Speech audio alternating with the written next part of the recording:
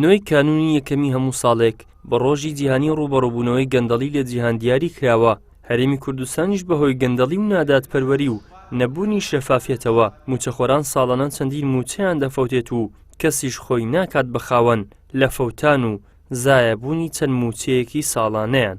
نەبوونی شەفافیت دوای کردووە خەڵکێکی مەسەرەن موچەی موچەخۆران بە تەواوەتی دابین نەکرێتن، خەڵکێکی زۆر بەرەو هێڵی هەژاری و نەبوونی پارە بڕۆن کە ئەمە بەڕاستی کارێگەری خراپی لەسەر بارودۆخی خەڵک لە هەرێمی کوردستان ڕەنگدانەوەی دەبێتن.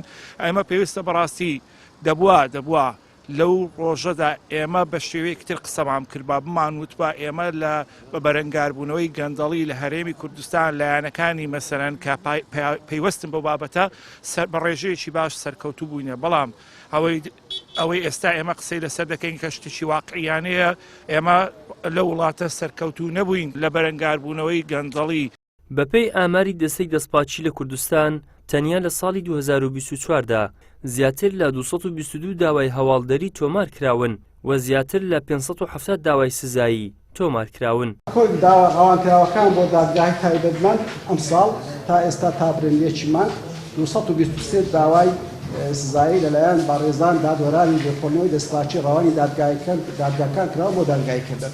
223 هەر سێ پارێزگای هەولێر سلێمانی دوهۆر دەگرێتەوە. خۆی گشتی داوا هەواڵدەری و ڕاپۆرتی سزایەکان کە ئێستا لەژێر لێکۆڵینەوەدا لە دەستەی دەستپاچی 1047 ریاضی ئەساسی کە وردبینی لە داهات و سەرفیاتی حکومەت دامەزراکانی ئەوێت توشتەکان دیوانی چاودێری دارایی. دیوانی چاودێری دارایی ڕاست ئێستا بەڕێز ئیدارەی دەکات بە وەکالەتی شکاتەکە، بەڵام لەبەرەوەی سەرۆکی ئەو سەرۆش کە بەڕێزەکەی تەقاعود بووە، ئێمە وەکو قاوی خۆمان بۆمان هەیە و سەلاحیەتمانەیە هاوکاریان بکەین، بەڵام ئەوە بێ ئەوە ئیش ڕێدانە سەرکەسی بێ ئیش ئەساسیەکەی ئەو ئەساسەیە.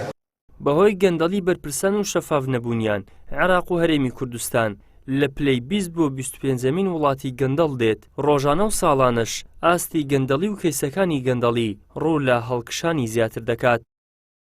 ئیدریس محەممەد، کەناڵی ئاسمانی پەیام، هەولێر.